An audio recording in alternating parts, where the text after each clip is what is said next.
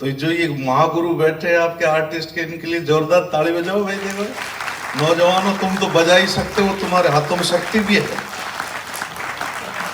जवान है ये, दोबारा जवान हो रहे हैं। रंगीला भी जवान हो रहा है, कैलाश भी जवान हो रहा है। अगर ये यूं ही जवान होते रहे तो इनका कुआ पूजन होगा।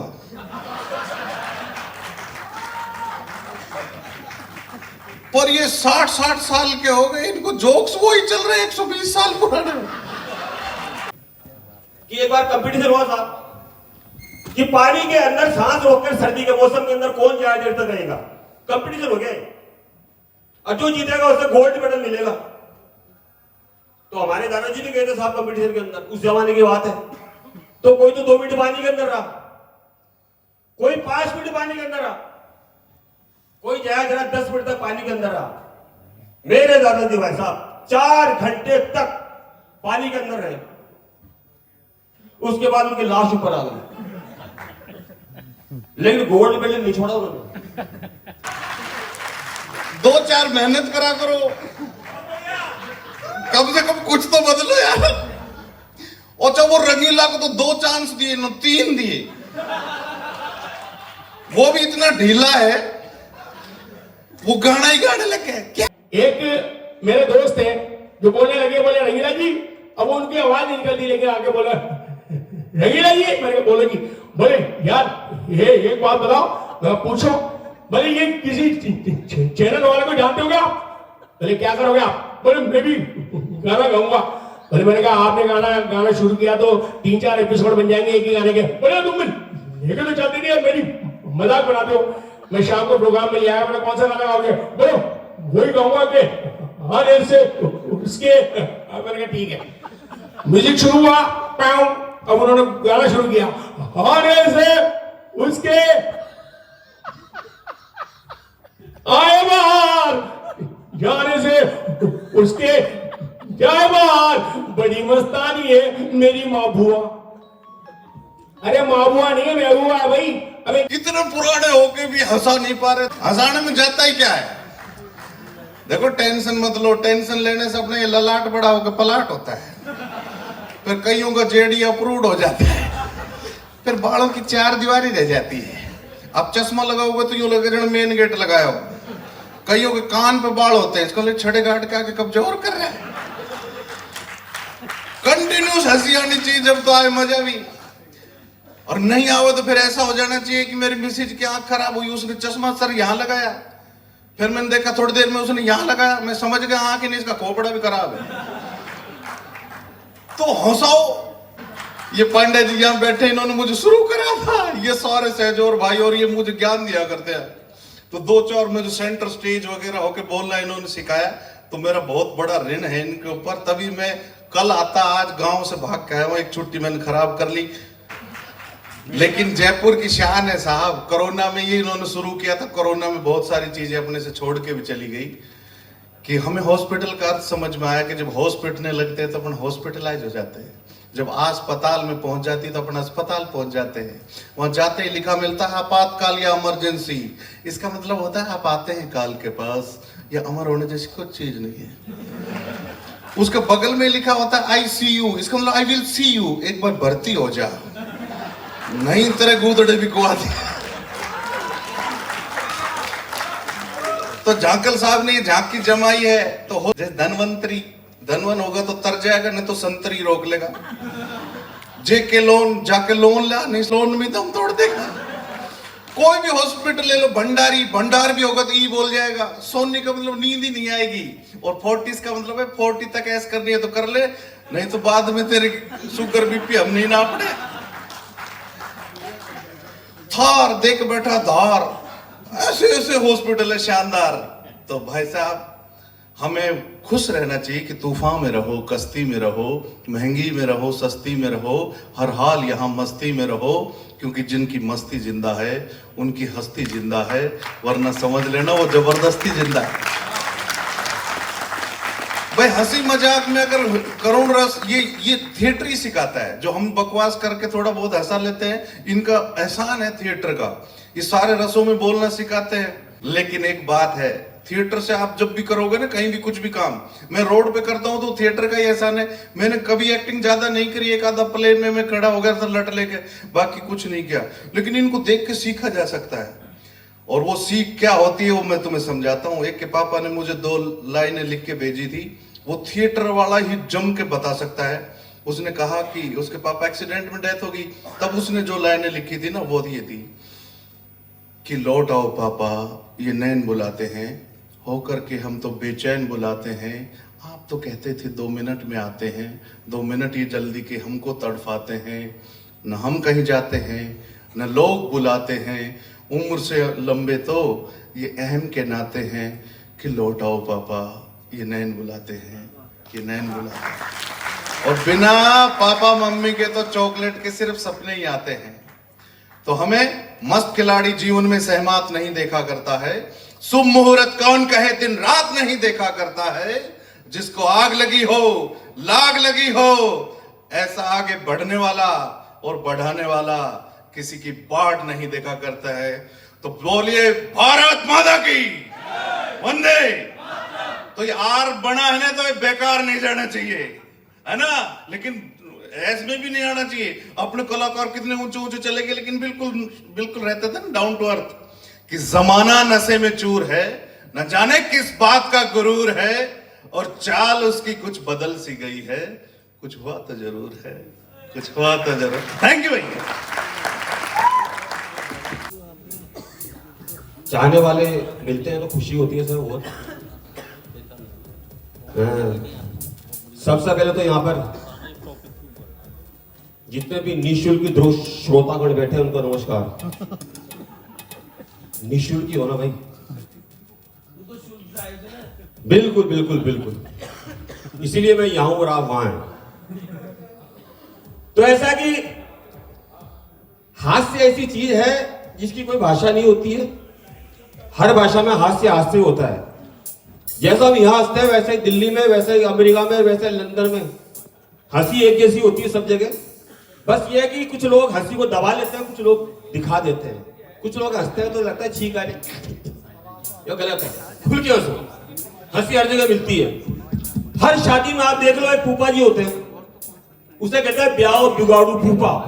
इसको पढ़ा, हेलो, ब्याह बिगाड़ू फूफा होता है, वो खामखा डरा रहता है, कोई मतलब ही नहीं है, कोई बात ही नहीं है। हेलो हेलो, बारात पहुंच गई लड़की वालों के घर, हेलो, वो बेटा कोर कर रहा है बीच में, हेलो और बड़ा, अरे और बड़ा, मेरी सांस बढ़ रही है यार, तू कह रहा और बड़ा, हेलो, रखते थोड़ी देर यार, वो जो पेमेंट मिला वापस ले लेंगे नहीं मेरे से वो। तो ब्याह बिगाड़ू जो फूफा होता है ना, उसका काम है नाराज होकर खड़ा हो जाना शादी के अंदर, मुंह बिगाड़ के ऐसा खड़ा रहेगा सबके कोने में अलग, ये कोई आए मुझसे पूछे, ऐसा खड़ा है, कोई मतलब ही नहीं है। अब कोई आया फूफा जी राम राम, कहाँ के राम राम, मैं कोई इज्जत थोड़ी जमाने बुलाया नहीं, मतलब नट्टाचा मत आगा, मतलब नट्टाचा मत आगा। अरे नहीं फूफा जी आप बड़े हो घर के, ऐसी क्या बात है, नहीं कहाँ का बड़ा था, मैंने कोई कारतूस लोगों ने, मैं मोबाइल में मैसेज कर दिया आ जा, जो मैं भी मोबाइल वाला 500 रुपए भेज दिया, आ गयो यार, कोई तरीको से कि मैं कोई इज्जत ही हो रहा। अरे नहीं फूफा जी आप बड़े आदमी, ऐसे बता रहे हो, आप बड़े आदमी ना, कोई तो खाना वाना खा लो। अब फूफा जी क्या बोले, मैं खिला दूं, सोच लो खाना मेरे घर के ऊपर, खाने कभी क्या खाना खा ले, खाना खा, कोई खाना बना। उसी फूफा को देखो आप फिर बारात निमटने के बाद 3 घंटे बाद कोड़े में प्लेट लेके बैठा देखा नहीं, वही फूफा बैठा, वहां पे भी लोग छेड़ में आ ही जाते हैं। अरे फूफा जी खाना खा रहे हो क्या, अरे कौन खा रहा है खाना यार, वो तो डॉक्टर ने कहा था खाली पेट दवा, मतलब इसलिए खा रहा हूं। तो मतलब हर जगह अस्पताल में चल जाओ, बच्चा पैदा होता है छोटा सा, अभी पैदा हुआ है, मुश्किल से पैदा हुए साहब 15 मिनट हुआ है, 15 मिनट पैदा हुए।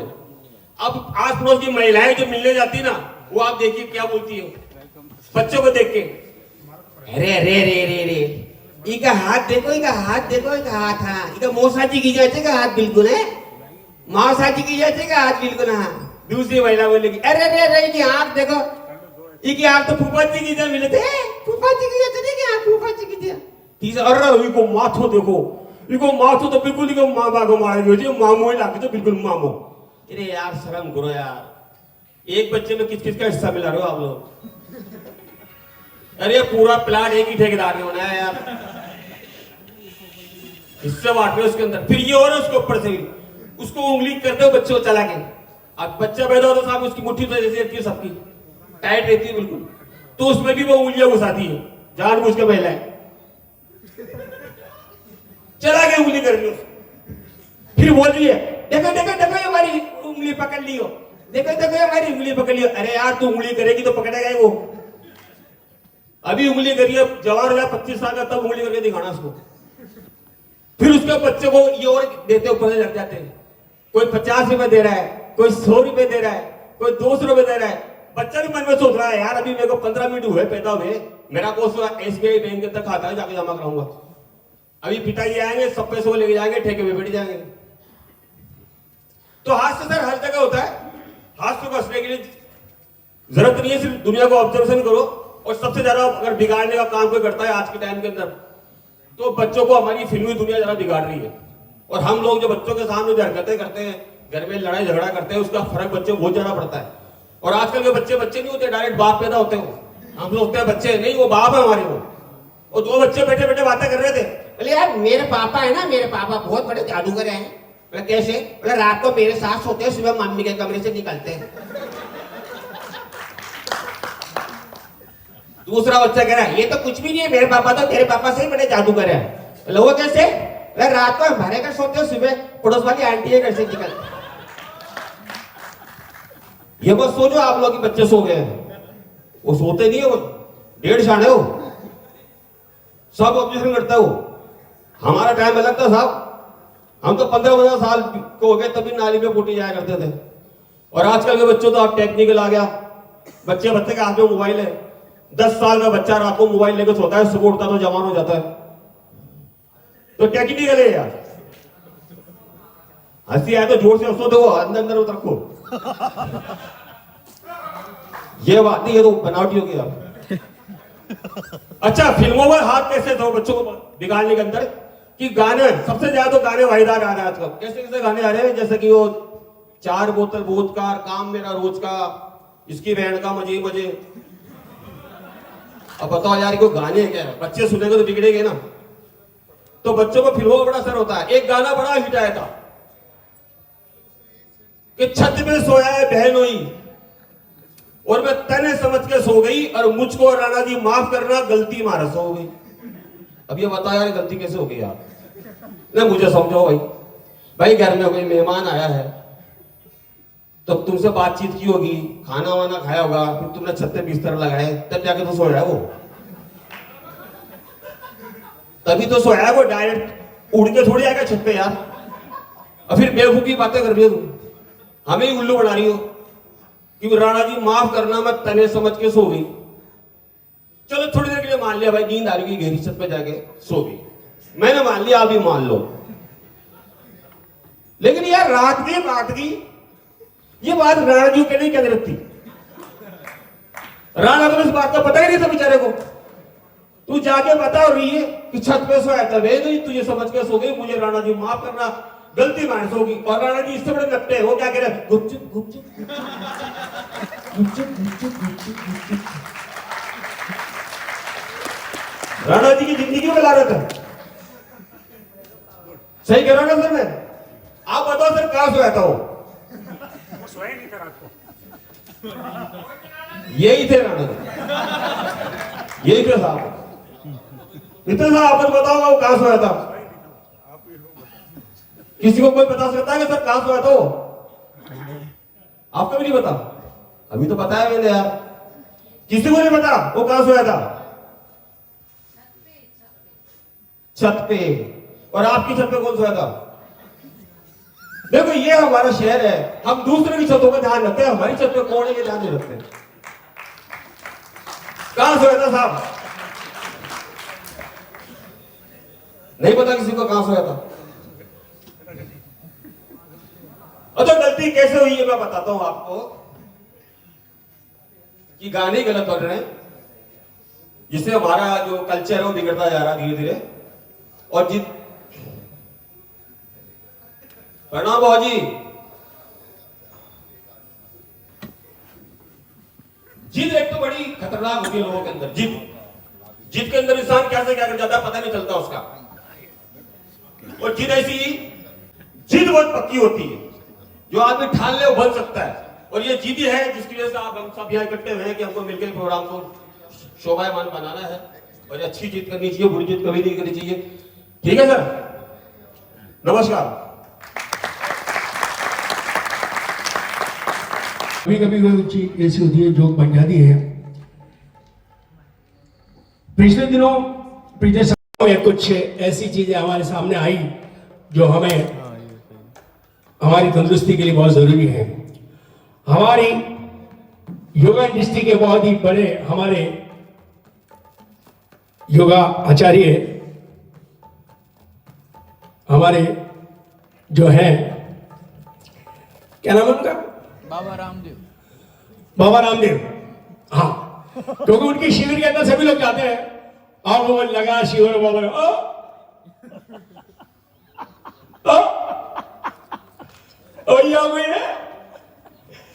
कोई है जो कोई अभी योगा है, कोई करेगा। एक महिला उठ के आई, बाबा जी बोलो। ये महिला आई है, इसको तुम माइक दो। क्या कहना चाहती है? बाबा जी दरअसल क्या है, आपने कहा था कि मतलब योगा करने से, शीर्षासन करने से थोड़ा सा फायदा होता है। तो क्या हुआ किया? हाँ, मेरे पति कर रहे थे लेकिन वो तो लड़ने लगे। तो उनको मना करना चाहिए। नहीं, क्यों लड़ने लगे? क्यों, क्या बात है? दरअसल वो पीते। अच्छा, पीते तो उनको मना करना चाहिए। नहीं, वो बात नहीं है। दरअसल बात क्या है कि मैं वो जब योगा कर रहे थे तो 2 बोतल मैंने मशीन के नीचे छुपाई थी, वो उनको दिख गई। तो कभी कभी ऐसी कोई चीज ऐसी होती है हमारे हिंदुस्तान में। कुछ एक बच्चे अपने घर से निकलते बोली, आज हमारे घर मुन्ना आएगा, आज हमारे घर मुन्ना आएगा, आज हमारे घर मुन्ना आएगा। पड़ोस में जो अंकल थे उन्होंने बोला, बेटे तुम्हें कैसे पता चला कि आज तुम्हारे घर मुन्ना ही आएगा? बच्ची ने जवाब दिया, पिछले साल मेरी मम्मी के पेट में दर्द होता ना तो हमारे घर एक छोटी सी मुन्नी आई थी, आज तो मेरे पापा के पेट में दर्द हो रहा है तो मुन्ना आएगा। तो कुछ चीजें ऐसी होती है हमारे हिंदुस्तान में। अब मैं बताता हूँ आपको कि हमारे कुछ एक ऐसे कलाकार हैं जो जिनकी बात मैं आपको बताने के लिए जा रहा हूँ। ऐसी ऐसी चीजें जो ऐसी बातें जो कभी कभी हमारे हिंदुस्तान के अंदर यादगार हो जाती हैं। जहां भी जाते हैं इनका चक्कर बन जाता है। सब्जी वाले की दुकान पे गए, जाके बोले भाई साहब ये आलू का भाव दिए। सब्जी वाला चुप, बोले चलेगा, आलू को छोड़ेगा, भिंडी क्या भाव दी? अब इतनी लंबी तो भिंडी भी नहीं दी। बोले चलिए टिंडे बताओ यार। सब्जी वाला ने सोचा, बोले यार अगर नहीं बताया तो ग्राहक चला जाएगा। सब्जी वाला बोला 30 रुपए किलो। बोले क्या तू मेरी नकल करता? बोले तू मुझे दुकान पे छेड़ना है? बोले चल थाने। बोले कौन डरता? चल थाने। थाने में जा रहे थे, बीच में पुलिस वाले मिल गए। बोले कहाँ जा रहे हो आप? हम जा रहे हैं तो हमारा झगड़ा हो गया। हाँ, तो कहाँ जा रहे हो? पुलिस वाले के पास। बोले सब ये क्या नाम है तेरा? भगवान? नहीं प्रमोद? नहीं। अबे तो क्या नाम है इसका? मेरे को ऐसे कहोगे, मैं मेरा नाम तो पता नहीं है। अच्छा, तेरा नाम पता नहीं है, इसका नाम तो पता है ना? क्या नाम है इसका? के कमल? नहीं के कमलेश? नहीं। अबे के आगे कुछ तो जोड़। यही जो आप कह रहे हो, के आगे कुछ तो जोड़। कजोर, आप कजोर। अबे सामने बैठे बात कर ले थानेदार साहब। उन्होंने बात करी, 100 भी मेरी नकल करता है। बोले नहीं, 100 भी मेरी नकल करता है। थानेदार ने डंडा उठाया, बोला तुम दोनों मेरी नकल करते हो। Thank you sir. बहुत